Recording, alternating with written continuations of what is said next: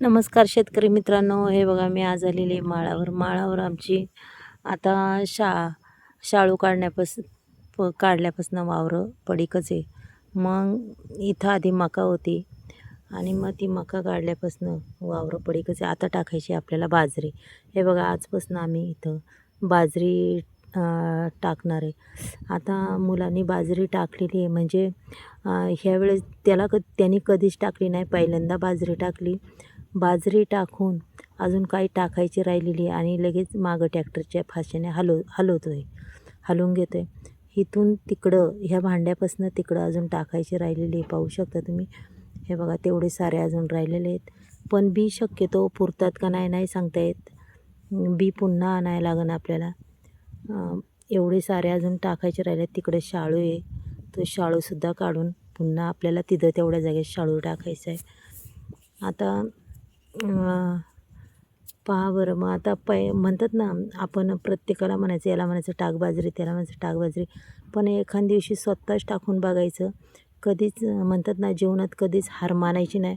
आपल्याला कोणतंही काम आलं तरी आपण ते करायचं, कधीच हारायचं नाही. एक पहिला डाव तर फसतो, पण दुसऱ्यांदा चांगलंच येतं, पण शक्यतो नाही फसणार. खूप छान बाजरी येणार ही. तुम्हाला मी आत्ताच बाजरीचं पाकीट बी दाखवलं आहे आणि बाजरीचं बी दाखवलं आहे, कारण की एवढ्या साऱ्यांना पुरणार नाही आहे.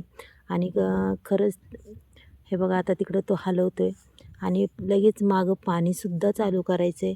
आता मीसुद्धा वर आलेली आहे. म्हणलं आता आपण तोपर्यंत पाणी द्यायचं, तो टाकीस तोपर्यंत. आणि कसं आहे, याच्यात बरीच वर्ष झालं बाजरी केली नाही आम्ही. एकदा केली होती, पण चांगली झाली होती. चांगले 20-22 कट्टे झाले होते मोठे मोठे. त्याच्यावर अजून काही केलं नाही, कारण की आधीचीच बाजरी शिल्लक आहे. त्याच्यामुळं म्हणलं आता यंदा तर बाजरी केलीच पाहिजे. हे बघा आता हा टाकतो आहे आणि मी इकडं पाणी धरते. हा टाकायचं काम करते, पाहू शकता तुम्ही. पण आता त्याला बी तर तोटाच येणार आहे.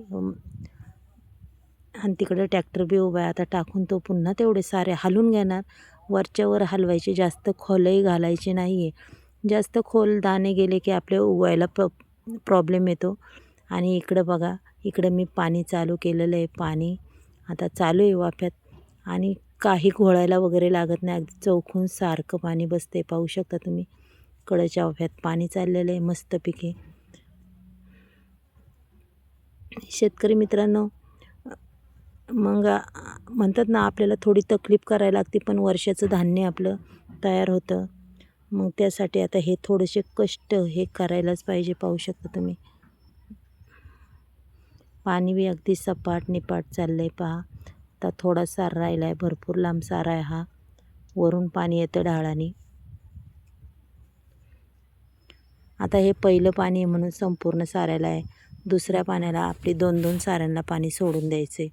अगदी छान पद्धतीने निधवत चालतं की वावर संपूर्ण भिजत चालतं आपलं, पाहू शकता.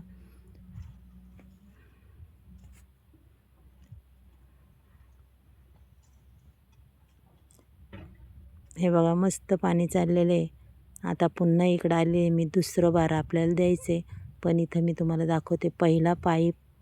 पहिले 2-3 पाईप लागायचे जोडायला, पण आता तसं नाही केलं. आता डायरेक्ट एकच पाईप आहे, इथून तिथून नको लिकेज व्हायला, पाणी गळायला. पाणी वेस्टसुद्धा वाया जात नाही, काय नाही. संपूर्ण पाणी आपलं पाटात येतं. हे बघा अशा पद्धतीचा ही ट्यूब आम्ही आणलेली आहे आणि डायरेक्ट लावलेली आहे, म्हणजे कुठंच गळायला नको.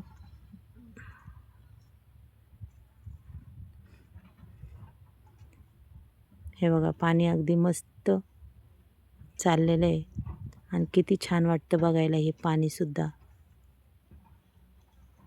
व्हिडिओ खूप छोटा आहे मैत्रिणींनो, पहा आवडला तर.